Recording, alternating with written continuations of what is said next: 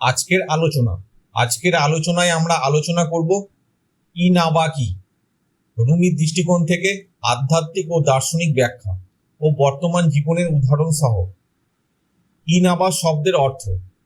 আরবি ইনাবা শব্দ হলো ফিরে আসা, পূর্ণ আন্তরিকতা ও প্রেম নিয়ে আল্লাহর দিকে ফিরে যাওয়া। কোরআনে বলা হয়েছে, ও আল্লাহর দিকে ফেরো, ইনাবা করো, একাগ্র চিত্তে, একান্তভাবে। রুমির দার্শনিক ব্যাখ্যা। রুমি ইনাবাকে ব্যাখ্যা করেন এমন এক হৃদয়ের প্রত্যাবর্তন হিসেবে যেখানে মানুষ বাহ্যিক চাহিদা, খ্যাতি, লোভ, ভয়, অহংকার ইত্যাদি ফেলে দিয়ে আল্লাহর প্রেমে ফিরে আসে। তিনি বলেন, আল্লাহর দিকে ফিরে আসা মানে নিজের ভাঙা হৃদয় নিয়ে তার সামনে হাজির হওয়া। রুমির মতে ইনাবা মানে শুধু মুখে তহবা নয়, বরং আত্মার ভেতর থেকে কান্না করে ফিরে আসা। যেমন সন্তান কাঁদতে কাঁদতে মায়ের কোলে ফিরে আসে। আধ্যাত্মিক ব্যাখ্যা। ইনাবা মানে এমন এক উপলব্ধি যেখানে তুমি বুঝে যাও তোমার ভেতরের শান্তি, প্রেম ও পূর্ণতা সবই আল্লাহর কাছেই আছে। এই অনুভব জন্মায় বিপদে পড়ে নয়, বরং প্রেমে পড়ে। তুমি আল্লাহকে ভয় করে নয়, ভালোবেসে ফিরে আসো। এটাই ইনাবা। রুমির মতে যে হৃদয় প্রেমে ভিজে গেছে সে আর পাপ করতে পারে না, কারণ তার হৃদয় এখন আল্লাহর দিকে ফিরেছে। বর্তমান জীবনের উদাহরণ। একজন তরুণ নামাজ পড়তো না, অন্যায় কাজ করত। একদিন সে মায়ের চোখে কান্না দেখে নিজের ভেতরটা ভেঙে পড়ে। সে গভীরভাবে অনুতপ্ত হয়ে যায়, নামাজে ফিরে আসে, হৃদয়ে সত্যিকার আল্লাহর প্রেম জাগে। এটাই ইনাবা, বাহ্যিক নয়, অন্তরে ফিরে আসা। একজন ধনী ব্যক্তি যার অর্থ, ক্ষমতা সবই আছে, কিন্তু একদিন সে অনুভব করে আমার ভেতরে যেন কিছুই নেই। সে ধীরে ধীরে অহং ত্যাগ করে, মানুষের সেবা করতে শুরু করে। রুমির চোখে এটাই ইনাবা, অন্তরের বোধ থেকে আল্লাহর দিকে ফেরা। একজন মা যার সন্তান মৃত্যুর মুখে, সে চিৎকার করে কাঁদে না, বরং নিস্তব্ধে বলে, হে প্রভু, তুই যা করিস তোর ভালোর জন্যই করিস। এটা এক উচ্চ স্তরের ইনাবা, নিজেকে পুরোপুরি আল্লাহর হাতে সঁপে দেওয়া। রুমির কবিতায় ও ভাষায় ইনাবা। তুমি যদি বারবার পথ হারাও, আল্লাহ প্রতিবার তোমাকে ডাকেন, ফিরে এসো, ফিরে এসো, আমি তোমার জন্য আছি, কেবল তুমি আমার হয়ে এসো।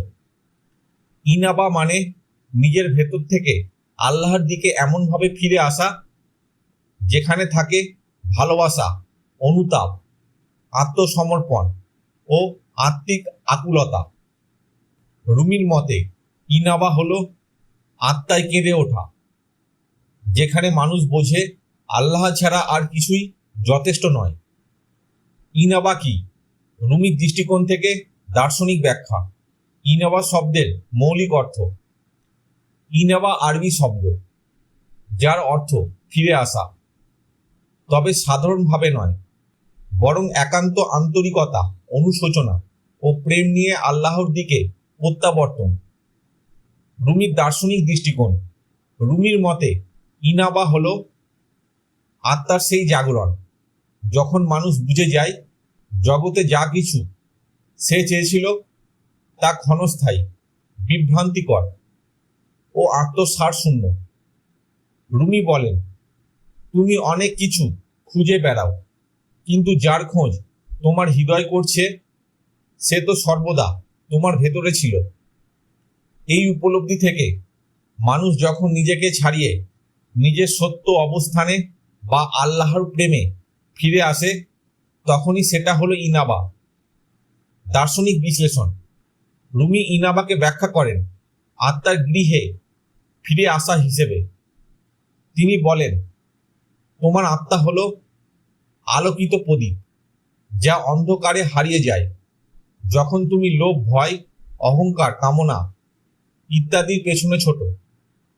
যখন তুমি এসব থেকে মুক্ত হয়ে নিজের ভেতরের আলো খোঁজো, সেখানে আল্লাহর প্রেম বিরাজ করে। সেই মুহূর্তেই তোমার মধ্যে ইনাবা ঘটে। এটা হলো এক ধরনের জাগরণ, যেখানে মানুষ বুঝে যায় তার আসল পরিচয় বাহ্যিক নয়, ভিতরের আত্মিক সত্য।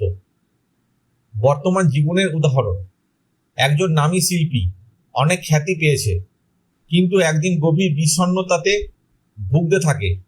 সে বুঝতে পারে বাহ্যিক স্বীকৃতি আর তার আত্মাকে শান্তি দিতে পারছে না। সে আত্মজিজ্ঞাসা শুরু করে এবং আল্লাহর প্রেমে নিজেকে বিলিয়ে দেয়। এটা হলো ইনাবার দার্শনিক রূপ, বাহ্যিক ছদ্ম পরিচয় ত্যাগ করে আত্মিক সত্যের দিকে ফিরে যাওয়া। একজন ব্যবসায়ী প্রতিদিন শুধু লাভ লোকসানের চিন্তায় বিভোর। একদিন সে তার সন্তানকে জিজ্ঞাসা করে, তুমি আমাকে কতটা ভালোবাসো? সন্তান উত্তর দেয়, যতক্ষণ তুমি ফোনে কথা বলো না ততক্ষণ। সেই মুহূর্তে সে বুঝে যায় সে জীবনের আসল অর্থ হারিয়ে ফেলেছে। সে ধীরে ধীরে আত্মিকভাবে বদলায়, আল্লাহর দিকে ফিরে যায়। এটাই হলো ইনাবা, বাহ্যিক জীবন থেকে অন্তরের জীবনে ফিরে আসা। রুমির দর্শনে ইনাবার গুরুত্ব: রুমি মনে করেন প্রত্যেক মানুষ জীবনে ইনাবা একদিন না একদিন ঘটবেই, কারণ আত্মা চিরকাল নিজের উৎসের টানে ফিরতে চায়। তুমি যে ঘরে জন্মেছ সে ঘর তোমাকে ডাকছে, ফিরে এসো, ফিরে এসো, কারণ তুমি কোনো খাঁচার পাখি নও, তুমি আকাশের জন্যই সৃষ্টি। ইনাবা হলো এমন এক অন্তর্দৃষ্টি ও বোধ যেখানে মানুষ নিজেকে ফিরে পায় আল্লাহর প্রেমে ও সত্যে আত্মসমর্পণের মধ্যে দিয়ে। রুমির দৃষ্টিকোণ থেকে ইনাবা হলো অহং থেকে মুক্তি, মোহ থেকে জাগরণ এবং আত্মিক সত্যের দিকে আত্মার ফেরার আনন্দময় মুহূর্ত। আজকের আলোচনা এখানেই শেষ হলো।